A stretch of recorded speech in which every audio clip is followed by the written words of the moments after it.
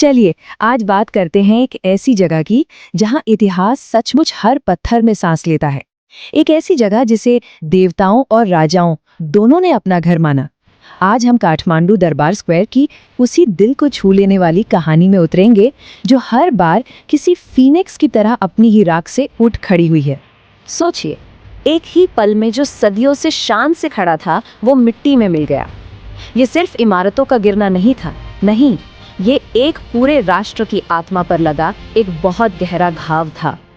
7.8 megawatt ये सिर्फ एक नंबर नहीं है, ये उस ताकत का पैमाना है जिसने नेपाल की नींव हिलाकर रख दी थी।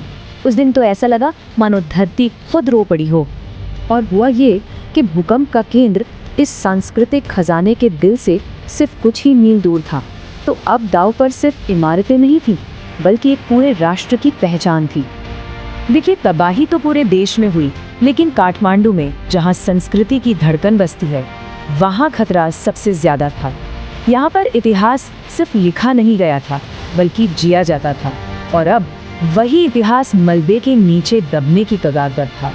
तो इस मलबे के ढेर को देखने से चलिए पहले उस खजाने को समझते हैं जो इसके नीचे दबा था।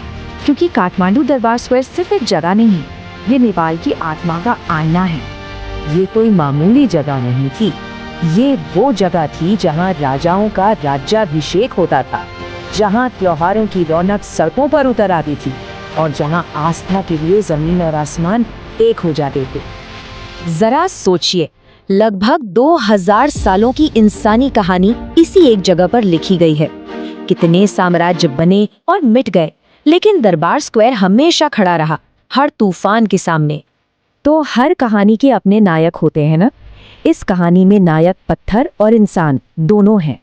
एक नायक तो गिर गया, लेकिन दूसरा आज भी जिंदा है, इंसानी जज्बे की एक जीती जागती मिसाल बनकर। चलिए अब इस दिलचस्प कंट्रास्ट को समझते हैं।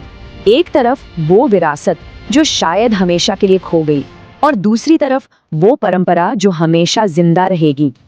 मतलब जिस इमारत के नाम पर पूरे शहर का नाम पड़ा, वही नहीं रही।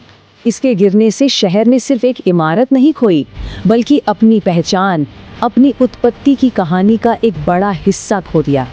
इमारतें तो गिर सकती हैं, लेकिन कुमारी की परंपरा, वो उस आध्यात्मिक ताकत का प्रतीक है जिसे कोई भूकंप हिला नहीं सकता।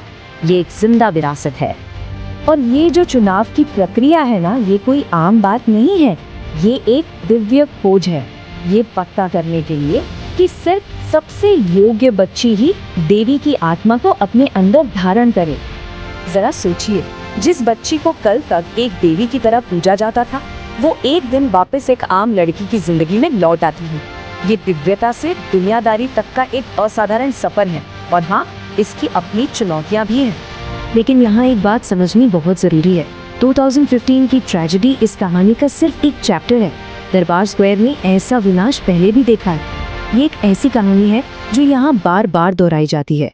एक ऐसी जमीन पर जो हमेशा कांपती रहती है, वहाँ दरबार स्क्वायर का होना ही यहाँ के लोगों के कभी न हारने वाले जज्बे का सबसे बड़ा सबूत है। हर झटके के बाद ये फिर से खड़े होते हैं, शायद पहले से भी ज्यादा मजबूत होकर। और ये तस्वीर देखिए, ये 1934 के विनाशकारी भूकंप के बाद का मंजर है। ऐसा लगता है मानो ये 2015 में आने वाली तबाही की एक धुंधली और डरावनी परछाई हो। तो असल में विनाश और पुनर्जन्म का ये जो चक्र है, यही दरबार स्क्वायर की असली पहचान है। ये सिर्फ बचे रहने की कहानी नहीं है, ये मुश्किलों से लड़कर और मजबूत होने की एक विरासत है। और इसी राख से एक नए अध्याय की शुरुआत होती है। क्योंकि पुनर्निर्माण का मतलब सिर्फ मरम्मत करना नहीं होता, इसका मतलब है एक शहर की आत्मा को वापस पाना। यही तो वो जज्बा है, यही वो आवाज़ है जिसके साथ आज दरबार स्क्वायर को फिर से जिंदा करने का काम चल रहा है। हर तराशी हुई लकड़ी, हर रखी गई ईंट सिर्फ एक ढांचे को दोबारा नहीं बना रही, बल्कि एक पूरी संस्कृति को फिर से जिंदा कर रही है, एक पहचान को और मजबूत कर रही है। क्योंकि आखिर में यही पुनर्निर्माण ये पक्का करेगा कि दरबार स्क्वायर सिर्फ खामोश पत्थरों का ढेर ना बन जाए, बल्कि एक ऐसी जगह बना रहे जहां आज भी इतिहास सांस लेता है, जहां लोग एक साथ आते हैं और जहां आत्मा जिंदा रहती है। तो ये पूरी कहानी हमें एक बहुत ही ज़रूरी सवाल पर लाकर खड़ा कर देती है। खासकर किसी त्रासदी के बाद कोई समाज अपने भविष्य को बनाने के लिए अपने अतीत का सम्मान कैसे करता है? काठमांडू का जवाब पत्थर और भावना दोनों में लिखा जा रहा है।